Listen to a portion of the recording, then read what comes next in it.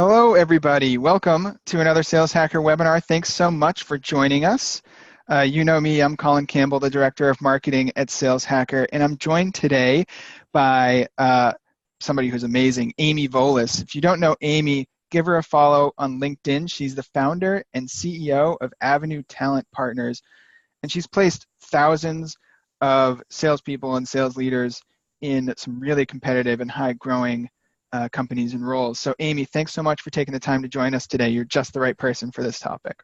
Thank you, Colin. When we were talking about the planning process for this, I felt like we could have talked about this forever. So I'm really excited to dig into all this together. So thank you. Thank you. This is going to be awesome. I'm pumped. I know. And we boiled it down to some really actionable takeaways. So people, you know what you signed up for, but just a reminder, we're talking about how to shape your sales career really by making sure you're in the right places and the right roles for you at the right time. So how do you find that rocket ship? How do you get past some of the potential BS about headlines, about funding rounds and stuff like that and revenue numbers? Like, how do you really get to the fact of, is this a rocket ship or not? How do you nail the interview at a high growth company? And then like really, how do you evaluate the health of that company? Like, what are questions you should ask in an interview? How do you know if it's the right fit for you? Because just because rocket ships are a great place to be doesn't mean it's a great place to be for you. So we're going to get into all of that. And Amy has a scorecard, a checklist of questions to ask, some really nice takeaways. We boiled down our long conversation into some really great like chunks of advice for you. But we also want to make sure you joined the live version for a reason, hopefully, so you can ask Amy your questions and get her advice on your situation. So you can do that in the Q&A box at the bottom of your screen. In fact, right now, go down there and pop it open and just let us know who's here. You can tell us your name, your role, your company, where you're at if you want. Let's get a sense of who's in the room with us so we can do a better job helping you. And while you're doing that, one other quick thing I'll make note of. We're recording this webinar, so if you have to step away or you think a colleague could benefit or a friend could benefit from Amy's advice or what you hear in this webinar, you'll get the recording and anything else we talk about today in an email probably tomorrow. Hi, Derek. Hi, Derek. Yeah, thanks for joining. And Mike Hammond, hey, good to see you, Mike. Guys, keep that open and ask questions. We want this to be a conversation. We have some really cool things to share with you, but don't let it just be us talking at you, all right? So Amy, let's get started. I'm not going to talk. I'm not going to drone on. Let's just make sure we're on the same page and I'll speak in the same language first. We're talking about rocket ships. Some people call them unicorns. Let's just use the term rocket ships. What does that mean? Like, what does a rocket ship mean to you? So I'm going to go to the dark side of what it means. And most that are watching this are probably going to find me on LinkedIn and yell at me, and that's okay. I think a rocket ship, personally speaking, is what it means to the person individually in the company, right? So like, I'm going to use an example. When I think about companies like Uber or companies like Theranos, that for all intents and purposes are unicorns or rocket ships, Uber recently just laid off a big portion of their marketing team, and Theranos, if anybody has watched that documentary, I suggest that you do. This is a woman that was brilliant, told a phenomenal story, had hundreds of millions of dollars in funding, for all intents and purposes, should have had a big event where everybody became rich overnight. And there's a lawsuit and litigation and a company that's defunct. And so the whole spirit of what you and I really wanted to do here was to debunk that concept of just because it's a unicorn for somebody else doesn't mean that it's good for you, of where you are in your career, the stage that you're at in your career, and the things that you need to have to be successful in the next step or where you are today. So That's my big thing in terms of a definition of what a unicorn or a rocket ship is. You don't always know. They're not always going to tell you. So you have to do your own diligence to figure it out. Right. Yeah. And that's a good point. I mean, I also think, tell me if I'm wrong here, but I imagine as a hiring manager, if all of my candidates are the type of people who just think, oh, I really want to be on a rocket ship, I'm probably not that excited about that type of candidate if that's their sole motivator for applying to my company, right? Such a good point. Totally. I mean, I think it's sort of that adage when I was a kid is popping into my head. If everybody else is jumping off a bridge, do you, right? Like, it's like, what's important for your friend or what's important to someone else or being part of that company doesn't mean that the trajectory for you in your career and what you want to do is there for you. And I think sometimes it's about the leader that you have, the department that you're in, the group that's doing whatever they're doing. And the group over here could be awesome. And then you get stuck in the corner with a gross group and it's 90% churn and nobody tells you that because they don't have to report it and it's not caught up on Glassdoor yet. So it's like, you just have to pay attention. I like to call it that space in between, and you make a terrific point to that. Yeah. And also, like, you can join a rocket ship, and even though the company's growing, it could stunt your career. Like, just because it's a great company on a amazing trajectory doesn't mean it's going to be great for you, right? Yep, totally. So let's start with something really actionable for the people. Hi, Matt and Tom. Nice to meet you guys.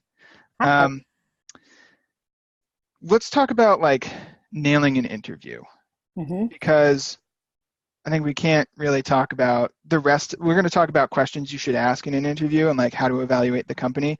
But I feel like you have to earn the right a little bit. And we also want to make sure we do a good job for ourselves in the interview. So what are some, like, what's your biggest advice for people in an interview and the biggest miss that most people have when they're interviewing for a role? Yeah. So where I'm going to start is actually, so you and I were both promoting this time together, and you had some fun comments, I think yesterday. Oh, yeah. Yeah. And so I want to speak to one of those comments in terms of, yes, it is a candidate-driven market. So this is step one that I think everybody needs to read, rinse, and repeat.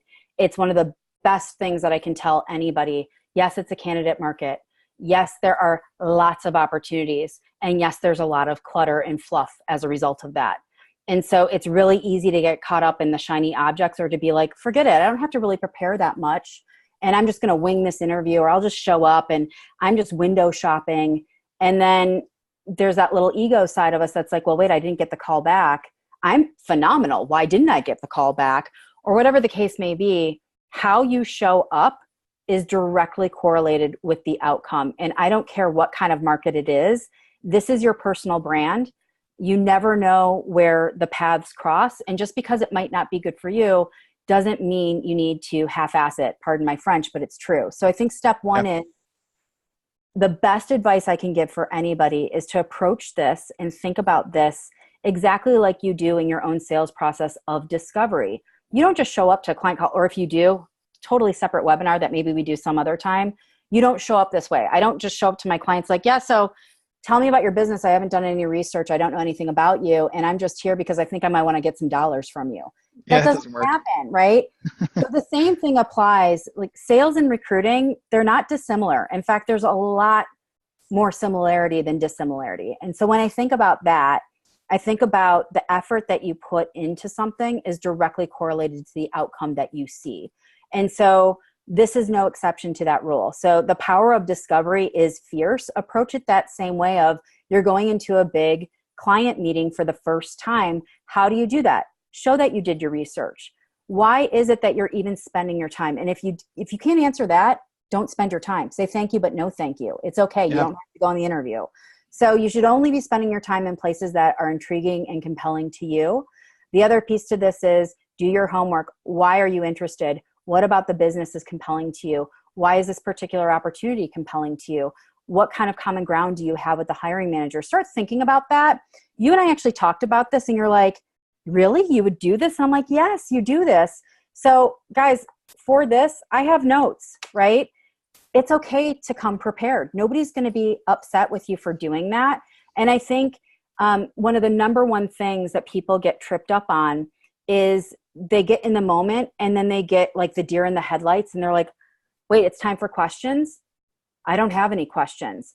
So my biggest suggestion, and I will tell you, if you don't have any questions in an interview, 9 times out of 10, you will not be invited back. It's a huge turnoff for hiring managers. So when you think about nailing that interview, all of the pre-work ahead of time of when you're doing that research, and your juices get flowing, you're like, oh my gosh, this is really exciting. Stop, write that down. Why is it exciting, right? And then questions are going to come up. And so when you're thinking about questions, pick like the top 3 to 5 meat on the bone, consequential, helping you really peel back the layers to understand if this thing is going to be good for you and a potential next step. If you approach it the same way you do like sales discovery, it is going to serve you incredibly well regardless of the outcome.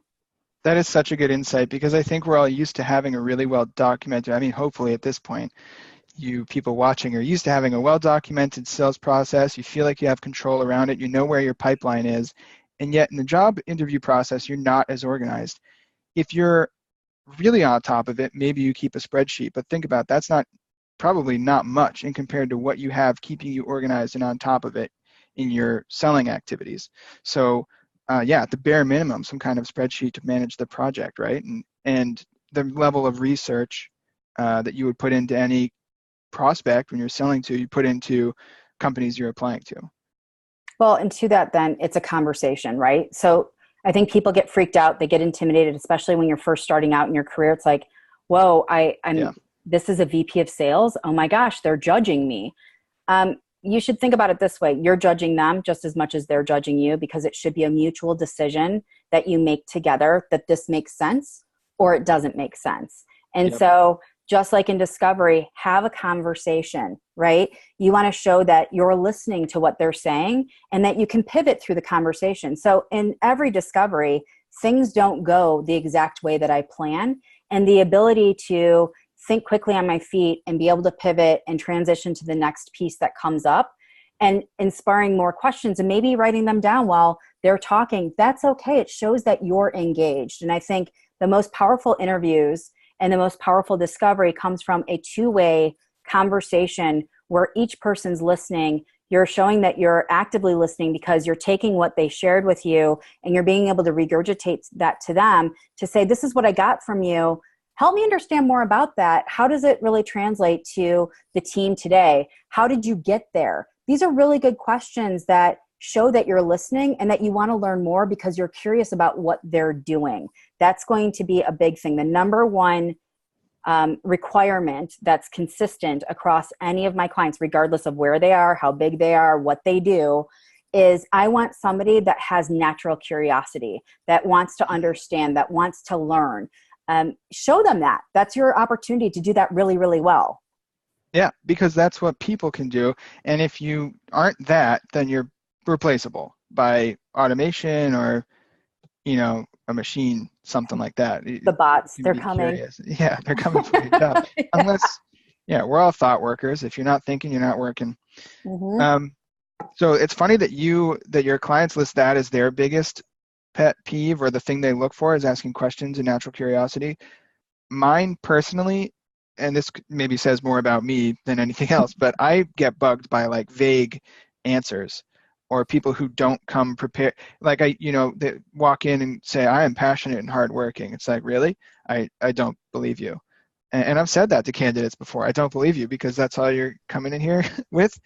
You haven't proven it. How do you get around that? Like, how can people applying for jobs work to be more specific? Because I feel like that's something that maybe actually just takes practice.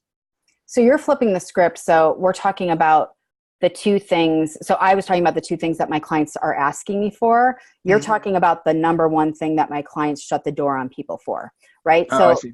Obviously questions would be in tandem with that as a reason why, but this is a key factor why clients say thank you, but no thank you. You lack the ability to be specific, right? Or you talk in really vague terms, or you talk around something, you can't answer the question specifically. What's going through their mind as they're evaluating you is, you're going to do this to my client. You're not going to be able to clearly articulate our value proposition, how we can help, being able to connect the dots. So if you can't do it in an interview, they're thinking that chances are you can't do it when it comes time to do the job. And so keep in mind, I just talked about this with a client earlier where we're dying laughing.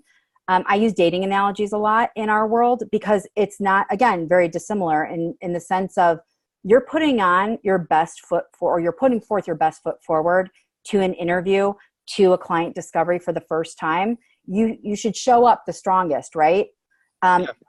Especially when you're thinking about getting a new job, right? Like, this is the best you're going to see me, and then you're going to see more and more sides of me and the real me. It doesn't usually get better in the way that I'm putting my best foot forward to show you.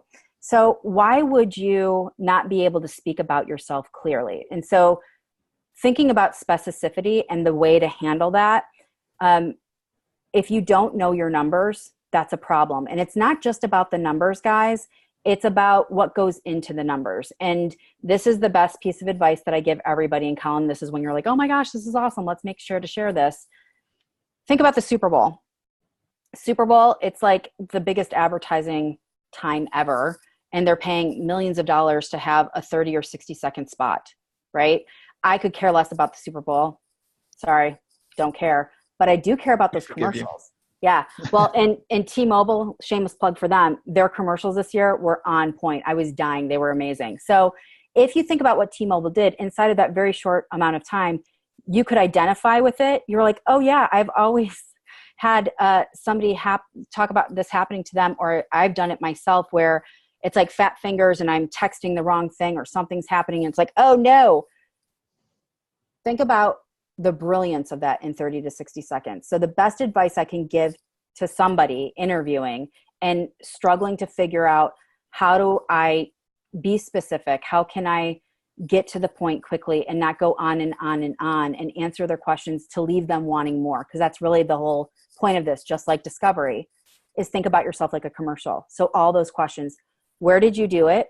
Who did you do it with? Why were you doing it? What was the outcome? What did you learn from it? How can you apply it to me? Those kinds of questions, and having one or two power statements to each to quantify or qualify those questions is going to make you a powerhouse. You will be prepared. You will know your stuff like the back of your hand. You'll be able to speak to it with confidence, and that's going to leave them wanting more. So if I wanted to talk, let's say for my commercial, let's do this kind of live right now, and I wanted to talk about how monthly returning users at Sales Hacker has tripled in the last year. Thank you very much. Is that real? Congrats. We're doing good. And thanks to everybody watching. It's not really me. It's the community is awesome. So is that the power statement? When you said power statement, is that like the nugget? Here's the big outcome, the number? You're still being a little vague. So you gave me like a power statement there that you've tripled. So if I'm you, I would say, so I started Sales Hacker at this point. Uh-huh. So this is what the team looked like when I started. Yep. This is what I was hired to do. This is what I did instead. As a result, we tripled. And this is how I can help you do that through the what, the how, the why, that. So it's like, and I'm not filling in the gaps because I don't know what you did or how you did it, but it's like, so when I started, this is what I was hired for, 2 sentences. This is what I did, 2 sentences. And it quantifies or qualifies the triple. So this is a great example of you telling me a number that gets me excited, like tripling. That's amazing, right? That's fantastic. Some people say I doubled. So this is a thing. So you could say I tripled. People will say Went from 1 to 3. Or I'm at 150% to number and I've made President's Club and I've done all these things. And for really smart, savvy sales leaders, technical founders, engineers, they're like calculators in their mind, right? And so they'll start listening to your numbers and they'll say you are at 150% to number. How? You start saying how, and you give them some more numbers. And you say, I had a $10 million quota. And they're like, okay, so 150% to $10 million. And I am not a numbers person, by the way. I would need a calculator. But do that math. If the math doesn't add up and you're just throwing out numbers, you're going to get the door slammed on you like that. So make sure that you're not fudging your numbers in your resume, within your LinkedIn profile, just talking off the cuff because you just want to sound great. You do that, it will catch up to you. Maybe not in that interview, but you start getting more and more technical people or sales ops people or revenue ops or folks that are going to put you to your paces with your numbers. And then you don't even remember the number that you said because it's hard to remember a lie. That will catch up to you. Okay. So I love that tip to like write yourself a commercial. We've got some good questions, Robert. Thanks for the question. We're going to get to that. So I'm going to hang on to it if you don't mind. Anybody else, if you have like a power statement that you want advice on, feel free to throw it in there and we'll try to break it down for you. We might have time for one or two. The one thing that I was just thinking when you were saying write a commercial, you don't have to be like a pro copywriter to do that. And one of the things is, sometimes it happens to me, I've been a copywriter for a while. When I sit down to write something, it comes out really like formal and businessy, and I use jargon, and there's words like optimize. So you're almost better off without writing experience, and just like if you're a talker and it's going to work better for you, try to record it and just record it 11 times, 11 different versions until you get something that sounds better. Make it feel natural, I guess is what I'm saying. Because you don't want it to doesn't sound have to be slick. Like you don't need yeah. to approach this like a commercial where you're on stage and now you have 60 seconds and you just talk at them. Yeah. This needs to be authentic and genuine to you. And if you know, like me, I am not a numbers person. I don't think in the terms of numbers. So if I'm going to go into an interview, I want to be able to say, for example, if you told me right now, if you asked me, this is a question that comes up from clients all the time, what's your favorite deal? My favorite deal was with a very large, well-known ride-sharing company back in their infancy. I took it from $0 to $2 million a month that they were spending with me. And I can talk about all those things, but I can talk about it like the back of my hand because I'm proud of it. I know it. I can back to it. You want to be able to do that. I wasn't thinking that we were even going to bring this up, Colin, but I was prepared for it because I've thought about it. I don't have it written down, but I know it because it's been top of mind for me, or something that I've written about or talked about before. So if that doesn't come naturally to you, start thinking about it. It doesn't need to be well rehearsed. And I will tell you, if something is really slick, people think that there's something the matter or you're lying to me. So don't feel like you have to be so polished. Just know your stuff and be able to speak to it. That's it. That what you just said, I feel like is a buried nugget of wisdom, is that you didn't prepare for this, but you've thought about it. And so there's a difference between preparing and like doing your research and writing down the questions you want to ask and knowing your own work. And one of the things you've talked to me about is thinking about yourself and your experience as a body of work. Can you expand on that a little bit? Yeah, so I think oftentimes we get in our own way. We either overthink things or we don't think through things enough. And I have my own little personal manifesto here of it's for clients and it's for candidates.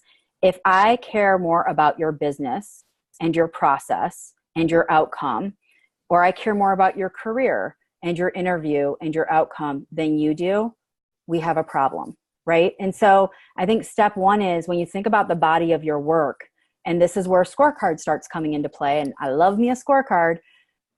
Everything that we talk about, right? And what I mean by we, and I think somebody asked a question of a buyer market versus candidate market. I mean that unemployment has been the lowest it's been in 50 years. It is a candidate-driven market. So for anybody that wants that clarification, there you go.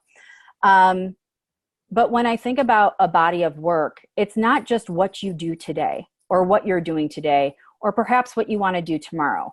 It's very hard to articulate what you want to be doing, what you bring to the table when you're operating on all cylinders, what that looks like, and when you're struggling, what that looks like if you haven't taken the time to think about it, i.e. enter in the scorecard.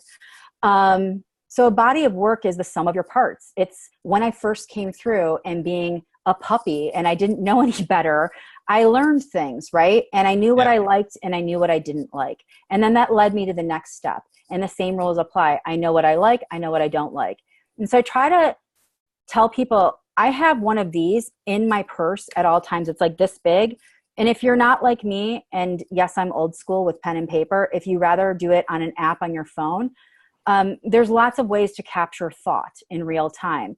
When you go out to dinner with your parents, or when you're at a family function and you're talking to people, or you're with your friends or your mentor or your boss or colleagues, and you're talking about, here's what I'd really love to do. This is what I'm really proud of. I've really struggled with this. Here's where I need help. Those are all factors that make you, that make you special and unique.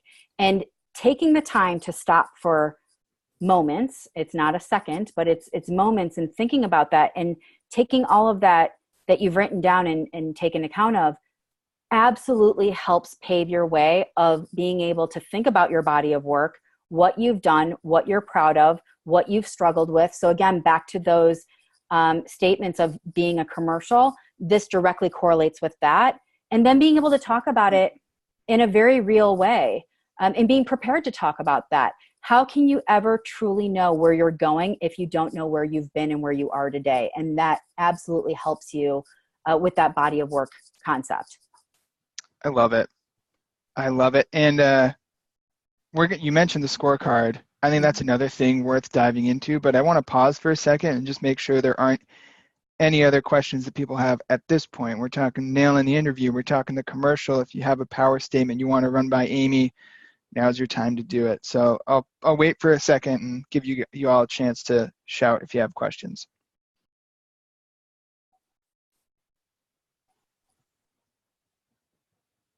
Bueller. You made me want to watch that movie. I haven't seen it in so long. So good. All right. Let's I'm sure there will be more later. So let's get into the scorecard, because you talked about Theranos, you talked about Uber, some things that appear to be rocket ships. Maybe they are, maybe they aren't. And so like, you can't just take them at their word, just like they're not taking you at your word. Like they're going to do their due diligence, so should you. So you developed like a scorecard, like a method or a framework of figuring out the health of a company. Can you talk us through that a little bit? Yeah, so the scorecard is some of what I just described, but it's also about the kinds of companies or the things that are important to me. So if we go back to the concept of a unicorn or a rocket ship, even those companies are fantastic or were fantastic, it doesn't mean that they're fantastic for me. So when it's the number one question I ask people when I get to know them is, what's important to you and what does the next thing look like, right? Like, how do you describe it? You'd be surprised at how many people don't know how to describe it, or they start using that general term of like, I want really good culture. I want to make sure that I can make money. And it's like, okay, but everybody says that. So how do you know that it's real? And a scorecard is your way of removing all the emotion. So let's go back to the dating analogy. Think about like, you go on that first date. It's an incredibly attractive person. They're paying your tab. You've had a couple of drinks. You feel really excited about getting to know them better. There's that chemistry. And you forget to ask all the important questions because you're super attracted to them, right? So of course you go on more dates. It's date 10 and you realize that this person lives in their parents' basement. They haven't had a job in 8 months. They use their parents' credit card to take you out for these dates. And yeah, they're getting kicked out of the house. Do you really want to go on a date right after that? Chances are maybe not, unless you really want a project. The same rules apply, like putting your own career of what's next and what the rocket ship looks like for you on autopilot or on the back burner is only going to hurt you, because a company's still going to hire somebody. And going through this diligence on yourself and being able to nail an interview and thinking about the questions that you ask and approaching it from a discovery process and putting the effort in to do your diligence and homework, and then thinking about the scorecard is going to make you really powerful and really attractive. And if you don't, that comes through as well. And that's how you get the cherry rolls. Lots of jobs out there, but the true cherry jobs, they're few and far between. So when a scorecard comes into play, and the way that it looks, and we have the template, I wrote about this for Sales Hacker. There's one for hiring managers, and that's a whole separate topic. And there's one for candidates, which is what we're talking about today. It's thinking about what are the different factors. Forget about the companies for a second. What are the different factors that are appealing to you? If you've been around the block on more than one occasion in startups, maybe you're not down for a seed stage company. Maybe you want a Series B because you just don't want to take that same kind of risk. So that's one column, and you're going to score that. So everything has weight. I usually think about it on a scale of 1 to 5, and I think about it in the whole outcome of nothing's perfect. But if I've got something that's like 75 or 80% of the way there, I'm going to pay attention to the 25 or 20% of what's missing. And if those aren't the major things that I need to see a 5, I'm willing to live with that, right? So it's a really good way to audit yourself of what are all the different factors. So is it a company's funding? Is it how much funding they've received? Is it who's giving them funding and what is their track record? Is it the founders? Do you want to take the risk of working for a first-time technical founder that may not necessarily speak the sales language and you're the first one in? There are rewards for that and there are big risks for that. So you want to be thinking about that. Or is it an established company where the sales leader has done this 10 times and you're going to learn a lot from them in a very different way. So all of this stuff means something to you. And when you score it and you get it down on paper and you look at every little nuanced detail and you hold yourself accountable, and if you have big columns or big themes that are missing information, it also holds you accountable to asking those questions. And I will tell you this, because people will say, I'm nervous to ask that question. I know in my gut I should, but I'm nervous to do that. If you can't ask a question in your own interview process, probably not the right company for you. So that's how I approach and think about the scorecard. So I'm having trouble picturing it. It's basically is it a sheet that I would bring into the interview and fill out, or like an Excel, or do I fill it out after the interview? How does it work? It's an Excel spreadsheet. Do you have it? You know what? I do. So let's go through the visual here. It's an Excel spreadsheet where, and this is just meant for example purposes. So you have on, like up top, you have the different companies that you're considering. So this is when you're in process with companies. There is a different tab to the spreadsheet as well that I have that you're not going to be able to see here. And that tab to the spreadsheet is all the supporting documentation or criteria. So all of these columns that come to stage and process are the things that you need to think about that are important to you. So when you think about this, like, can they check off the box for the theme of, do we have common ground? Yes or no? What we're in the stage that I'm in, what are the notes? What stage of funding? All of this stuff means something, right? This is just general stuff that people tend to think about. But below, you start seeing the other topics. So like leadership, opportunity for growth. What does this look like? What's the road ahead? When I think about opportunity for growth, you might say like, okay, so the opportunity for the job, what's the quota? What's the comp plan? How many people are making their number today? All that's interesting, but I encourage people to take lots of steps deeper to quantify or qualify it so you can understand what the comp plan means. That would go to the second tab. So each one of these columns essentially is the criteria that you weed out that's important to you, and then you give it a score. And if the collective of the score is below 75%, may not be the right opportunity for you. Got it. So each of these score is like a 1 to 5 scale, you think you said? I go 1 to 5. Sometimes people do 1 to 10. I think that just makes the number bigger. So, it's really what you can understand that is your threshold for pain or not. My favorite part about this is that you score your current role as well. So you have some kind of basis for comparison. Like, think about, you're looking for a new role for a reason. You might think it's for one reason and kind of be surprised when you actually put numbers to everything. Maybe you say you're looking for amazing leadership and a great culture, and then you go and you look, the companies you like don't have amazing leadership or a great culture. At least you haven't scored them that way. So I think it's a good way to try to keep yourself objective. Yeah. Well, and some people care about Glassdoor reviews. Some people care about G2 crowd reviews. Some people care about, how cluttered their space is. Are they really the first mover? Is this vaporware? Like, all of these things are things that you should be thinking about that have weight to you. It's how much weight that matters. And looking at your current role against what could come your way, sometimes the grass isn't always greener on the other side. And sometimes it's the devil you know versus the devil you don't know. And this is a good way for you to anchor yourself into that thought process of, is it enough for me to make a leap? And I try to tell people this: if you're going to make a move and you're leaving something behind, because as salespeople, especially successful salespeople, you're always leaving something on the table when you walk. It should be for what I'm going to.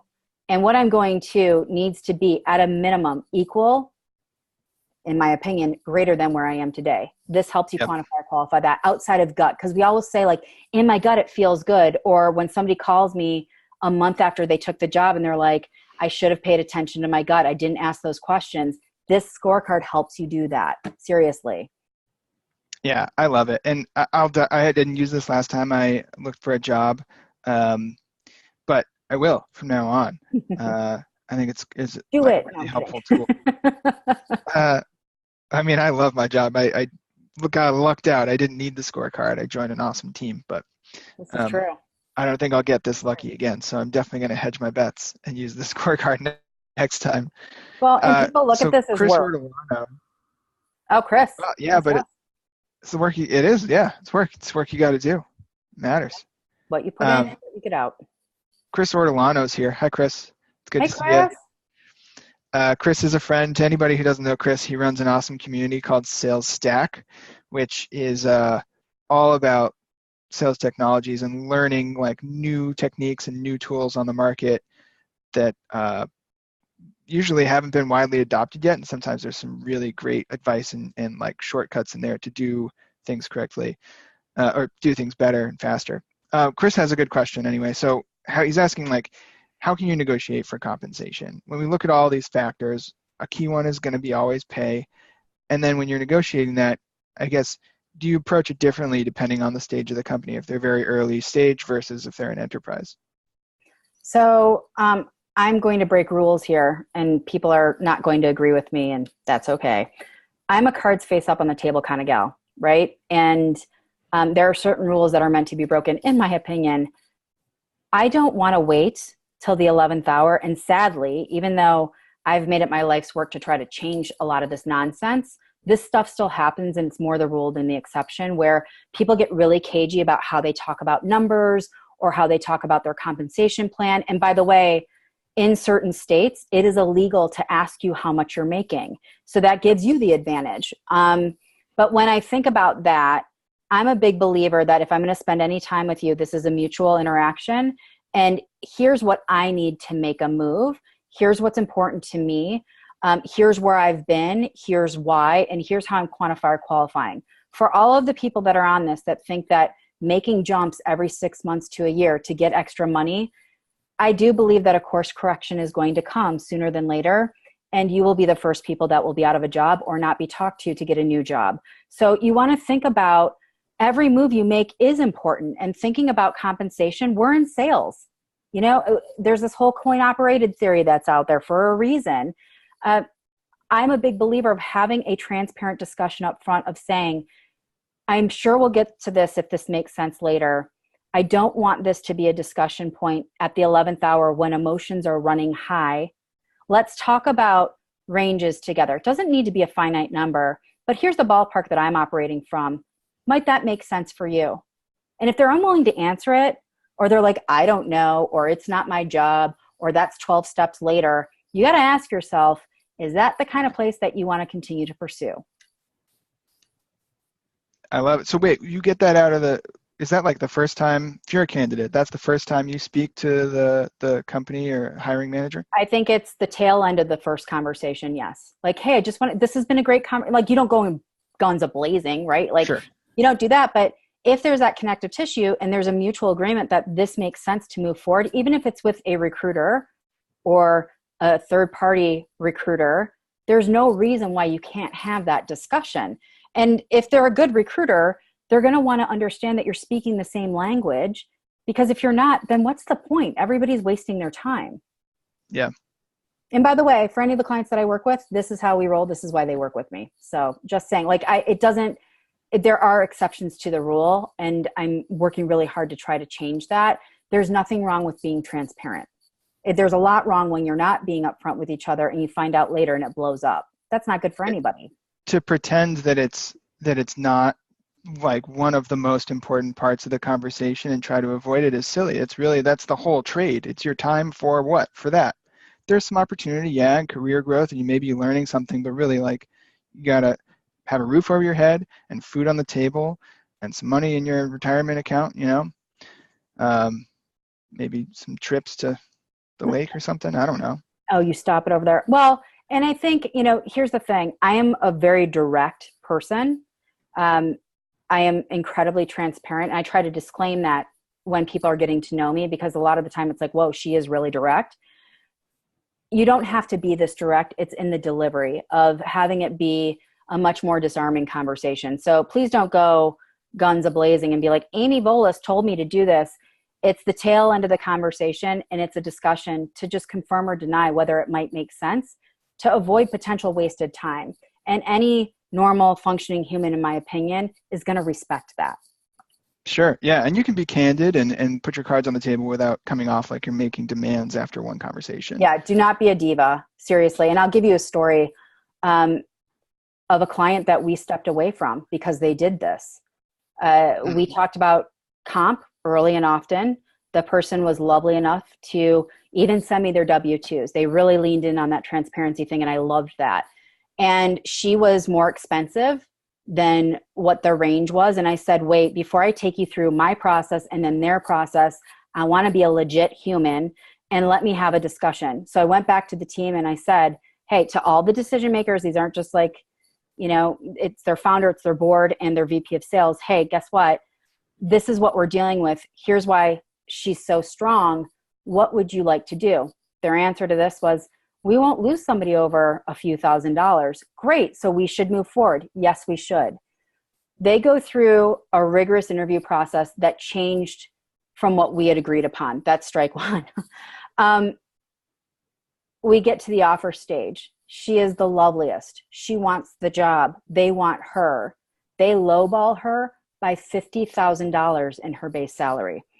I stepped away from working with them. They lost her, duh, and she left feeling really icky, rightfully so. So sometimes I'm making this point because sometimes when you are transparent, sometimes people don't tell you what you need to know. They're not truthful with you. And that's where the scorecard, I'm going to go back to that for just a second. Please use that, because if there are common themes of vague answers or common themes of, yeah, everybody makes their number, but they can't quantify it or qualify it, or being able to get to a specific example of, well, great, if this happens, how do you solve for that? And they can't tell you, or it was really icky and it's icky in several different instances. This is where it helps you anchor to that. And quite frankly, looking back, there's really not a whole lot that we could have done differently. But I'm using this as an example that even though you lean in and you're trying to be honest and you're thinking people are honest with you, sometimes it doesn't work. And that's when it's okay to make a move. Call me. We'll talk. Shameless plug. Sorry, Colin. But I wanted to be honest about, like, sometimes transparency it's always your friend, but sometimes you just don't know what you don't know. So that's a horror story. I know. Now I'm thinking so first of all, to anybody who's like looking at the scorecard and furiously taking notes or trying to recreate it in Excel, I just made a note to send it to all of you. Amy wrote an awesome article expanding on this, telling you how to use it and with a template in it. So I'll send that to you so you can use this for whenever you're on your job hunt, whether it's now or in the future. The other thing that I wanted to ask based on that horror story is so filling out this scorecard, I imagine some of this I can get from like Glassdoor or Crunchbase maybe, or, headlines or the company website even. Let's talk about questions that I should ask of the interviewer in the interview. Because if I sit there and try to fill this out in the interview, it's probably going to take a long time. So what do I ask in the interview, and what can I get elsewhere? Yeah. So, I think first and foremost, what you get elsewhere, not just asking in the interview, that helps you shape your scorecard for this particular opportunity, or helps you understand what you can't find online. Somebody just emailed me recently and said, hey, do you think it's appropriate if I reach out, I don't know them, I'm not connected to them, but some of the people on their sales team, to learn more? And I said, absolutely. Companies back channel people all the time when they're interviewing. I think the pendulum shifts both ways, as they say. So yeah. I think it's 100% okay to reach out to some folks that are on the team or have left the company, more importantly, or their current customers. This was, I can't take credit for this idea. I actually saw it on LinkedIn recently, and I've suggested it. Talking to their existing customers is a really great way for you to understand what the buyer journey is really like. Are you selling vaporware? Are they going to stick around? How long have they been? Why did they buy? What else were they considering? So many good things that come from that. So first and foremost, do that. It's not going to hurt you. It will help you.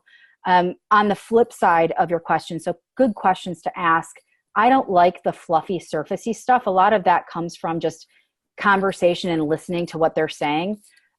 I think it's about, because most people will start about why they joined the company, and that's a really good question. If they haven't talked about that, totally ask that. You want to understand their motivators. But the next question to that is, well, what keeps you here, right?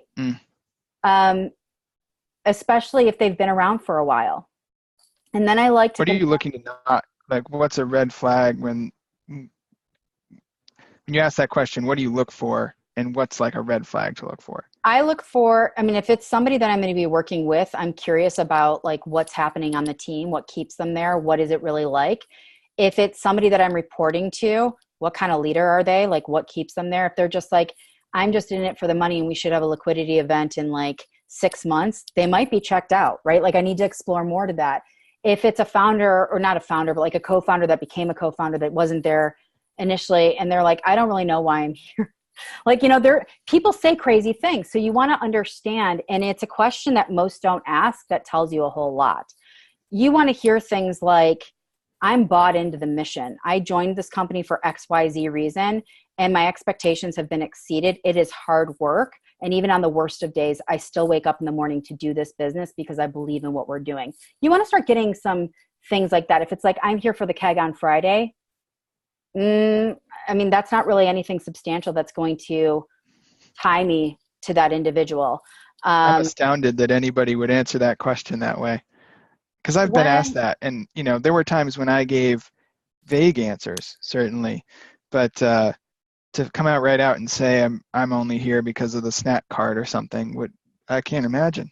I've had people say, I'm here for the perks. And I'm like, or conversely, on the other side, when I'm talking to potential clients, I vet my clients as much as I would vet anybody I'd bring their way. And we only work with a handful at a time because we really do care about, like, all this stuff that I'm talking about, I actually care about. And part of that getting to know you process is, well, tell me about like what you've built, right? Tell me about the culture, the sales culture, how those things are the same or different. And if I'm getting a lot of jargon, or I'm getting a lot of like what everybody else says, like, so we've got a great culture and, you know, it's unlimited time off and we've got commuter benefits and we've got a keg and we cater in lunch every day. I always say with respect, like it's not this direct, but it's like, that's really fantastic. But let's go some layers deeper. A lot of that is jargon and those are really fluffy buzzwords that everybody else is talking about. That's not what attracts players to your company. So let's talk about what makes you special and unique for your company.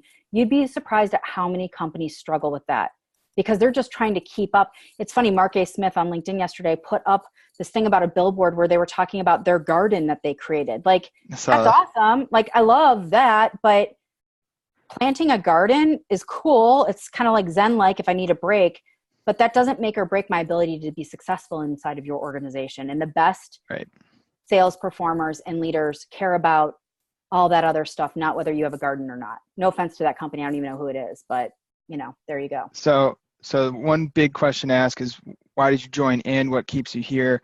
You look for passion, people that are bought into the mission. You also look for red flags, which is like people maybe a little too excited about frills, especially if you're going to be reporting to them. What are the other key questions to ask in a job? So you want to find out, because nothing's perfect, right? Like I'm always trying to find out where are the bodies buried and how are they dealing with them? Are they in like major decomposition? Like what's going on, right? And I'm being very graphic, but I want to understand what's not right because nothing's perfect. And I want you to be able to be honest with me so that I can make a well-informed decision. And so the question that I asked to help me understand that, or that I suggest people asking, is describe your worst day. And if you think about the whole time that you've had here, how many bad days have you had? Why? What did it look like? How did you get through it? Why are you still standing today? You'll learn so much from that question. You'll learn about how they handle conflict, about what was involved, what is their interpretation of the worst day, especially if you're talking to the sales leader, right? Like what is their worst day? What does that really look like? So that helps you understand like what's been broken.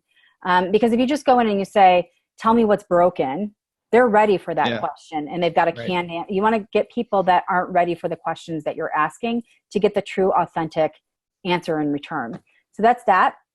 I think as you're looking for a sales role, there are so many different ways to approach sales and sales success, I'm fascinated by what's your sales philosophy and methodology. What do you subscribe to?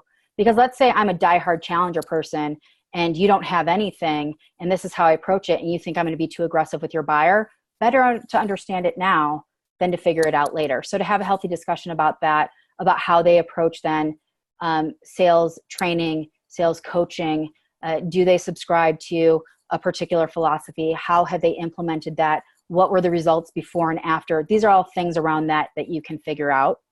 So speaking of challenger, it almost feels like this isn't almost a challenger style to interviewing, because you're going to dig up some stuff. Anthony Lamb asked a good question. He's basically saying, the scorecard and the topics, these questions might be uncomfortable for the interviewer or the hiring manager. His concern is asking these questions and then getting eliminated as a candidate for making them uncomfortable. Why would you want that job? Like, what happens when you're working there and you have to take really icky client feedback from like 5 different places that's killing your ability to be successful, and you're uncomfortable to bring it to your boss because you might lose your job? Like, you were invited for a reason to have a discussion to figure out whether this makes sense or not. And if you're asking the tough questions, and again, it's about how, right? It's your delivery. If you're asking questions in a very curious way because you take your interview seriously, and they're saying you ask tough questions, I mean, I've got to question that. Why would you want to be there?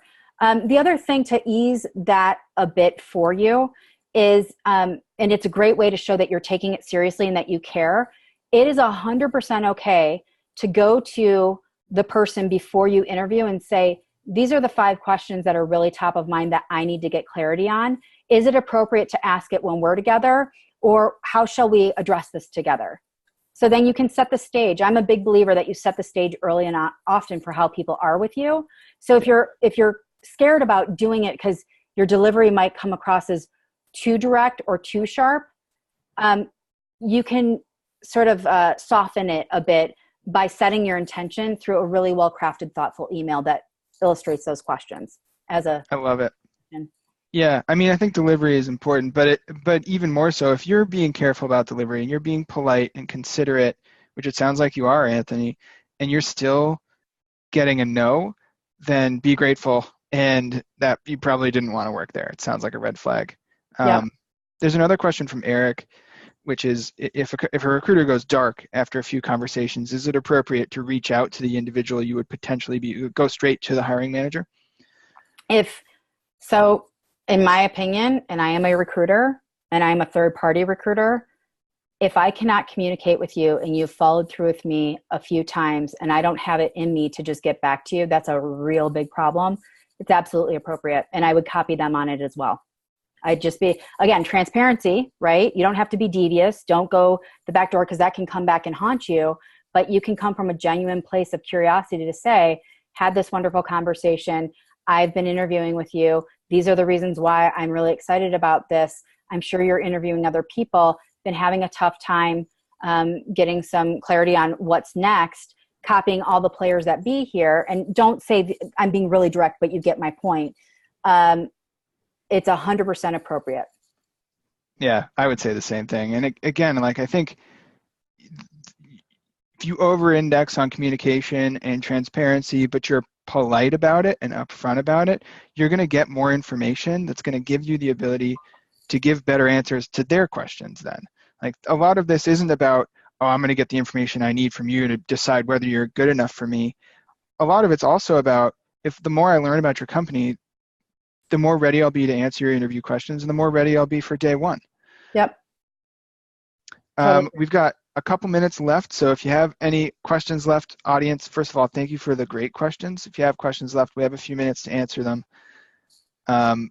Amy also has a few other questions that are good to ask in interviews that I'm sure she could share.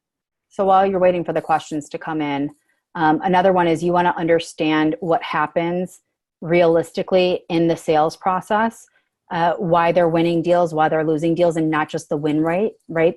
Remember what I said to you of, like, you should know your numbers, but you should have the supporting documentation to the numbers. Same for them. So Yeah, we've grown 3x year over year, and we have a 75% win rate for any opportunity. Well, there's a lot more to that story that you need to dig into. So I asked this question of, when you've lost deals, who are you losing deals to? Why? How do you get those deals back? How are you staying in front of your customer? Like, these are all things that you want to understand of how their sales world really is in real time, and not just what they're telling you to try to fill a class or a butt in a seat. Right. I love the phrasing of these questions. And again, people, we'll find a way to get you this list of questions. There are probably more things you should ask, but this is a good starting point. The phrasing of it is such that you almost couldn't get a canned answer. Like, people may be ready to name their biggest competitor, but when you ask who you lose deals to, it reframes it in such a way that they have to kind of tell a story. That's what I like about it. Yep.